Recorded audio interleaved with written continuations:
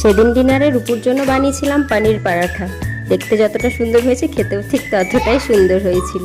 তো প্রথমেই পনিরটাকে একটু ভালো করে গ্রেট করে নিতে হবে, আর তারপরে মিশিয়ে দিতে হবে পেঁয়াজ আর ধনেপাতা। তোমরা চাইলে অন্য ভেজিটেবলসও অ্যাড করতে পারো, যেমন ক্যাপসিকাম বা যে যার পছন্দ মতো। তারপরে দিয়ে দিয়েছিলাম লবণ আর একটু হলুদ আর জিরে ধনে গুঁড়ো বাড়ির তৈরি, আর একটু গোলমরিচ গুঁড়ো। তো যে যেমন ঝাল খাই সেই অনুযায়ী গোলমরিচটা নিতে পারবে। বড়দের জন্য বানালে লঙ্কাও দেওয়া যায়। তো দেখো মিক্সচারটা রেডি হয়ে গেছে।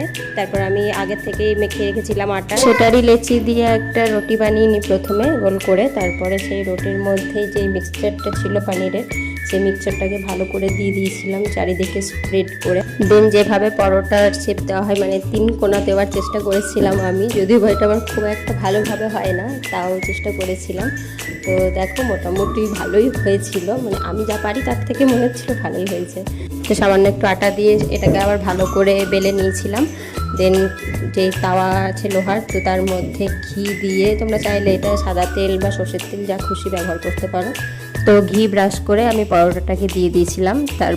তারপরে এই সাইডেও একটু ঘি ব্রাশ করে দিয়েছিলাম, দিয়ে এভাবেই 2 পিঠ আস্তে আস্তে অল্প আঁচে ভেজে নিলেই রেডি হয়ে যাবে একদম পনির পরাঠা। জীবনেই প্রথম আমি পনির পরাঠা বানিয়েছিলাম, আর খেতে খুব একটা খারাপ হয়নি, কারণ আমার ছেলে খুব আনন্দ করে খেয়েছিল, আর ও ভালো করে খেলেই আমি খুশি। তো গরম গরম পরোটার সাথে টমেটো কেচাপ সার্ভ করে দিয়েছিলাম। আর এই কেচাপটা একদম বাড়ির বানানো, এর রেসিপি আমি ইউটিউবে শেয়ার করেছি, তোমরা চাইলে দেখে নিতে পারো।